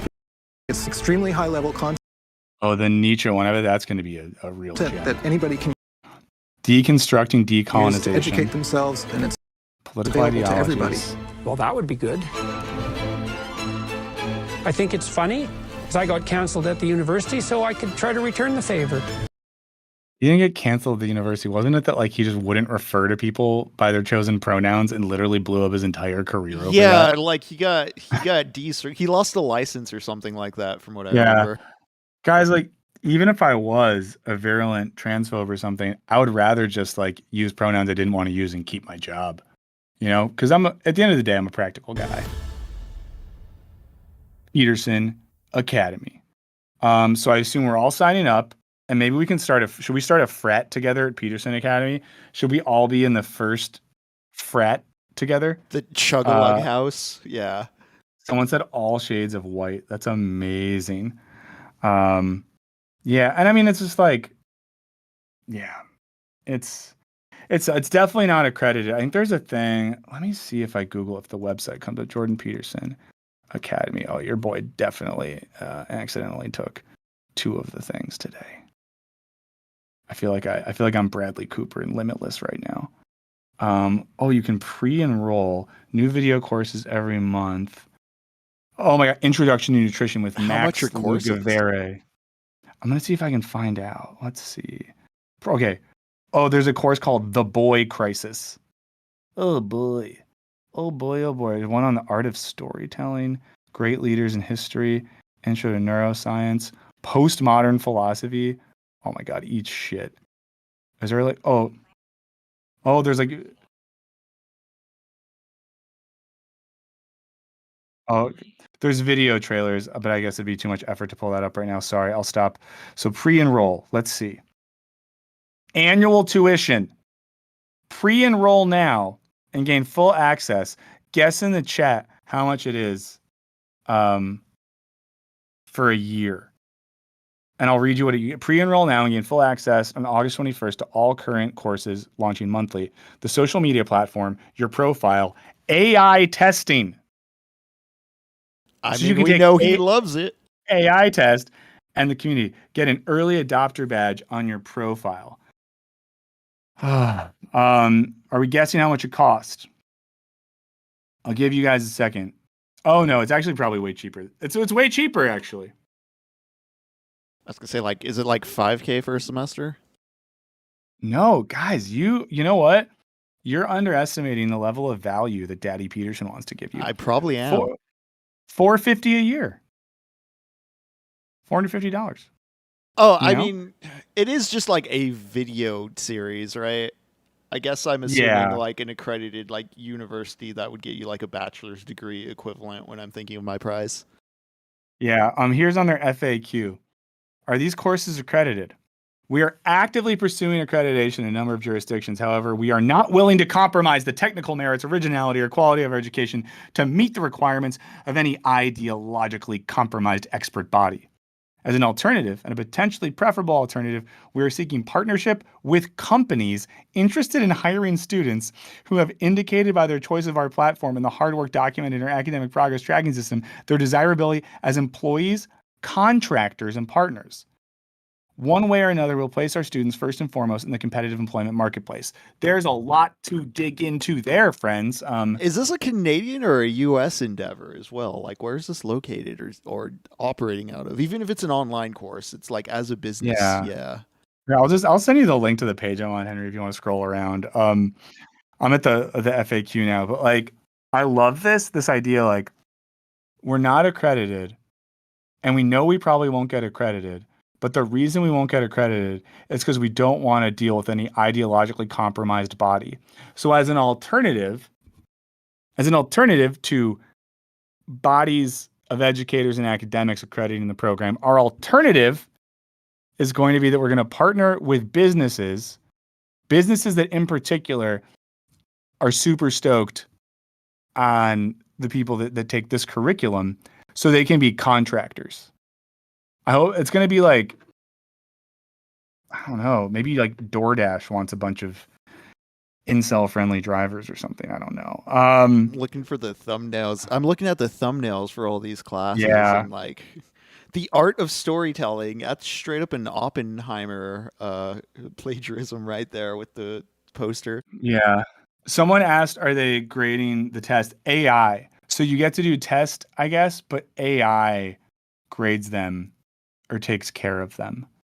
Wow. Wow. Wow, wow, wow, wow, wow, wow, wow, wow, wow, wow, wow, wow. Yeah, I guess I probably can't get anyone. Hopefully someone like leaks the classes because I would love to see them. Out of nothing else but morbid curiosity. How until Andrew Tate has a course. Probably soon. I mean, and this is like this is a thing where like it's become, you know, the business model that people have. They're like online courses, a way to make money, and like it is what it is, you know, do what you got to do. But there's definitely no, the idea that you can replicate anything. How do I phrase this? The idea that you could replicate the best parts of a traditional university education with an online course is really hard because I think the most important part of that is the ability to discuss ideas. And I think when, Andrew Tate did have a course that was like how to become a sex trafficker or something. But you know, it's dialoguing about ideas that get you someplace. And I like too, like there's this weird, sorry, I keep using the word weird, but some of the people who are teaching some of those courses are people that do teach at these kind of like, this is another thing. If you're not in America, a thing we have in America are like really religiously conservative universities. I mean, I went to, my undergrad was like a Christian affiliated college. It wasn't that bad for one, but it was one.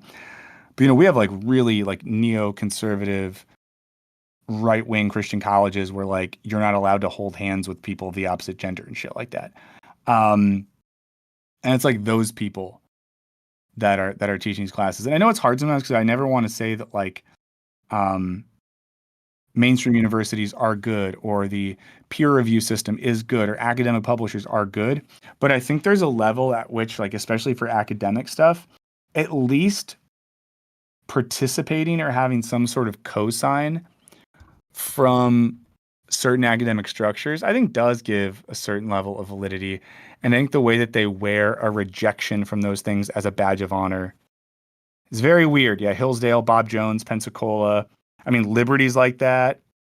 Did anyone watch the documentary on the guy that ran Liberty University where he was in the cuck chair and his wife was getting banged down by the 20-year-old from Miami? That was crazy. But again, like, you know, it's anecdotal, but I'm sure Billy Graham Jr., or whatever his name was, the guy that ran Liberty, is someone who would espouse a lot of the weird ideological stuff that we were talking about earlier, and is also someone that wants to watch his wife get banged by a 20-year-old. You know, did they reproduce? I don't think so. You know, your wife can only, Falwell in the pool boy. That's what it was. Yeah, guys, if you don't know about this, this is like a real thing. That's what I'm talking. Yeah, not Graham Falwell. Falwell pool boy documentary. And it was more like a pool. Yeah, there's a doc series on Hulu called God Forbid, the sex scandal that brought down a dynasty. Is it like well made? Not particularly, but is it pretty funny? Yeah, it's very funny. It's dark, but it's funny. And that's some real freak shit right there. Someone says the cover is made by AI for the Peterson School. I bet so. That sounds likely. Let's see.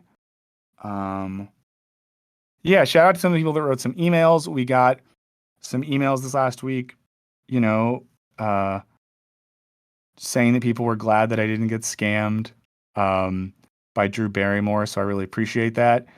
Got some people that hit us up about the reconnaissance mission for James Lindsay and his course. So maybe we'll do that. Someone wrote to recommend maybe a video about the political situation in Venezuela, which I know an embarrassing small amount about. Here's an email I'm going to read out loud. It's from Addison. I'm not going to say the last name, but hopefully Addison's okay that I said that. And it's an email asking for advice about studying philosophy. I think it relates to what we're talking about now. It says, philosophy is something I'm deeply passionate about, both in a personal and academic sense. I graduated in 2023 and went to community college for free. Hell yes. Community college, guys. If you're in a state where you can go to community college for free and transfer to another, it's a great situation. Good system. And I'm now offered enough scholarships and through the Go Blue guarantee to ensure I'll be able to attend the University of Michigan debt-free. That rips. You know, a lot of bad things about education, but a state where you can get a community college, you know, get your AA for free, and then get a debt-free degree from University of Michigan, one of the best public schools in the country, rips. So I'm convinced I should major in philosophy and work towards getting a PhD. However, some in my social circle and family believe that I should not and instead focus on a STEM-related field. Should I follow my gut and desire to pursue philosophy? If people in the chat have thoughts on this, maybe Addison will watch and can hear from you.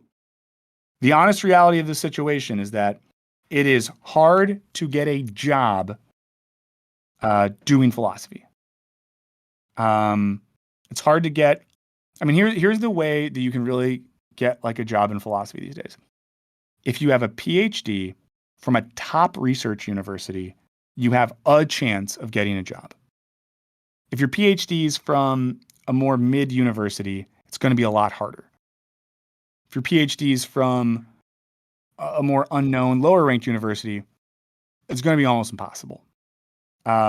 Getting into a really good PhD program is really hard. The good ones sometimes might let in a few people a year. So I would just say, you know, if you need to make money, pay bills, survive, if you're going to go down that route, because you know people say the thing, I've heard like Will Smith say this before, maybe Michael Jordan said this once, that the way to make sure your plan A doesn't fail is to not have a plan B. I think for something like studying philosophy, you got to have a plan B. It's a regret that I have that I didn't take that more seriously when I was in graduate school. And, you know, maybe that's that you also do graphic design or that you have some like marketable skill. But I would say it's worth considering that, because, you know, what I've seen in a lot of friends is you do your undergrad, you get into a PhD program, which is great. But, you know, you're moving to a city, and in most PhD programs, we're talking on the low end, like 15 or 16K a year, and the high end, like the low 30s. And that's what you're going to get a year for this program. When you are 23, 24, getting 20K a year might sound chill. If your PhD program takes a while and you're 30 and you're still making that much, you know, you're making below the poverty line. So it can be tough, you know? But I don't think that your family is correct and that you must necessarily do a STEM thing. There is a world where you do an undergrad in philosophy and, you know, study another subject afterwards. You can go into teaching. A lot of people, and this might not be cool, but a lot of people go into law after doing philosophy. And I think there are ways you can do law that are kind of good and moral and stuff like that. But so I'd say like follow your gut and your desire to pursue philosophy, but be honest with yourself about what you want from a career and what sort of money you're going to need to survive financially. I know people, I have personal friends who are like, I'm willing to live a life of poverty if I get to do philosophy. If that's you, awesome. I know others that are like, I love philosophy, but I want to have a nice TV and go to the doctor. So, you know, if people in the chat have thoughts, please share them. Yeah, someone brought up the idea of a PhD, but having a subspecialty connected to ethics. Yeah, I think if you can teach like business ethics, medical ethics, or even, I hate that I'm going to say this, guys, something like tech or AI ethics, because people do get hired to do that sort of stuff. Or fall into YouTube. But I feel like I have a very particular circumstance there. But who knows? Maybe none of us are going to have jobs soon. I like the stream if you haven't already. Let me see if there's another email we should dig into now. Just a reminder, you can just have Wisecrack Live 666 @gmail.com. A lot of volunteers for the Dallas thing, which I really appreciate. Someone wrote a really long response, which I appreciate, about the political violence discussion. We have a video coming out on that. Someone wrote an email saying that Byung-Chul Han is sort of critical of Marx, and they'll have none of it. Yeah, I mean, Byung-Chul Han, which we're going to start as soon as I get back from Minnesota, I'm going to post the first video for the reading group over on Patreon. We're not going to read Byung-Chul Han because he's right about everything, just because he's kind of interesting. And another person asked this question. I'm not going to read the whole email, but it's a really good question about the American love of bullies. And this is a person from the Netherlands who absorbs American culture via media. And they ask a really good question. It's very well phrased and philosophical. It's kind of like long, but I think this kind of relates to the discussion from earlier today as well. Like, what is it about bullies that is particularly American? Henry, do you have any thoughts on that? I think Americans have a bit of a can't somebody else do it mentality that makes them love a bully because it's somebody that can do the stuff for them. Yeah. I mean, like the this Western is- hero who comes and cleans out the town, or like the high school like guy who like goes the distance and gets the girl. Like it's all like, Yeah. oh yeah, they're reaffirming like all the narratives in my head about what is right, and I too can just like bluntly like get my way into things. Yeah, like we love the vigilante that plays by their own rules to get it done. And that often can have like a bullyish vibe to it. And I think as well, someone brought up the individualism. I think individualism is a big part of it. And look at the history of America. America's like a bunch of weird people. It was like the weird people that started America. And they immediately conquered one group of people and fought off another group of people. And America's been this history of like conquering land, conquering people, conquering economies, Yeah. conquering the media, conquering sports. Even within like the social context of America on America, like the way Americans resolved conflicts is not through like conversation. Like everybody kind of forced whoever was lowest on the totem pole west until they hit the Pacific Yeah. Ocean, and then things get weird with American history in that sense. But yeah. Yeah. And the way we wield like political and economic power is bullying. Like if you ask a lot of people in Central America, they'd say that we're bullying. So I think it's part of that. And just, yeah, the American mythos is a very individualist and a very power oriented thing. I think it's why I was getting a little spicy and a little hyperbolic earlier about debates, but I think it's the same thing. A lot of like debate bros on the internet are Americans who like to like yell and talk shit about other people and act tough. And it's because there's something in the American mythos that goes into that. Charles said leftists calling other people weird is the funniest thing ever. We're not leftists. None of us are political. No one who's in this chat, no one who makes the stream has ever voted. Well, our point was that there's two different types of weird, and there's weirdness on both sides. We acknowledged earlier, Charles, before you were here, that we're all a bunch of weird little guys. This is just a stream made by and for weird little guys. Wes Anderson might have had a philosophy degree. One of the Coen brothers studied philosophy. Terrence Malick studied philosophy. There's another couple of filmmakers who I'm not thinking of right now who also studied philosophy. So there are a lot of examples of people that studied philosophy and went on to do stuff in other fields. So I still think, if you're getting paid to if you're not going to have debt, do a philosophy degree from the University of Michigan. Because I'll tell you another thing, and this is for the person who wrote that email. No worries, Charles. And anyone else, if you're young, right? The older you get, the more you realize what your degree in matters so much less than you think. I know very few people that have jobs that are directly correlated to their college degree.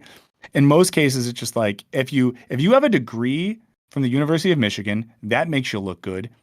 And if you're able to build some connections and be an affable person, you'll be fine. Because again, I know people with all types of degrees that work in all types of jobs, and it's not really going to limit you. The only thing it would limit is if you wanted to get into a technical field, but you could retrain for that if you wanted to. Wachowskis, I think at least one of them did that, or maybe more of them did that. Someone said after your first job, your degree doesn't matter. Yeah, I mean, I don't have a degree in YouTube hyperbole and being professionally bald and 50. And here I am. Just a reminder again, if you guys are coffee drinkers, check out Yes Please Coffee. We'll throw a link. There's always a link in the description. We put a link in the chat. This is a great company. We love them. They make incredibly good coffee. Some of the best coffee I've ever had. And I'm like a coffee nerd. If you use our code, you get 20% off. Simple as that. If you like good coffee, if you're a nerd about coffee, if you like to drink coffee while you read books or watch movies, or I don't know what else people do. I just like books and movies. Get Yes Please. Try it. Let us know what you think because we actually care. And if you have any questions, hit them up. I know some people have emailed them asking about like how to grind it right, what methods of making it. They're very cool people. So check that out. Of course, we have a Patreon as well. If you do want to support us directly, you can do that there. And as always, the best thing you can do to support us is showing up to streams, watching the videos, liking and commenting and all that sort of shit. You know, it really helps us a lot.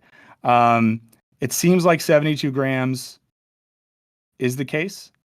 I'm pretty sure. So I'm going to make sure I eat a hearty lunch to soak up some of that.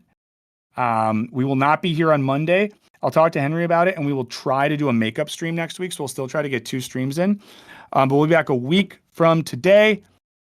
And as always, a thing I want to do is I want to spend more time on the stream talking about positive stuff, things that we're excited about, things that you're excited about. So if there's a video that you were hyped on, if there's a book you're reading, if there's like a contemporary philosopher or writer you think would be fun for us to talk about together, hit us up at wisecracklive666@gmail.com. Send us links to articles, send us videos. We'll give you credit for it. I'm not trying to get free labor out of you. But I'm going to sound like I'm full of shit right now, but I'm not. We are a community. You know, we go back and forth. We interact with each other. So play a role in this. You know, play a role in this because we want you to be on the team, and we want to make this stream together. You know, we built the city on rock and roll. Thank you for those of you who are wishing me well on vacation. Very excited to take videos off work, take my daughter on trip. Should be a fun time. I'm going to go eat a breakfast burrito and then make a video. Everyone have a really great week. Really good hanging out with you. Give some love to producer Henry in the chat because he deserves it. He's also Brat. And be weird, but in the cool way. Okay? I'll see all you weird little guys next week. Yeah, have a good weekend, weirdos. We'll see you then.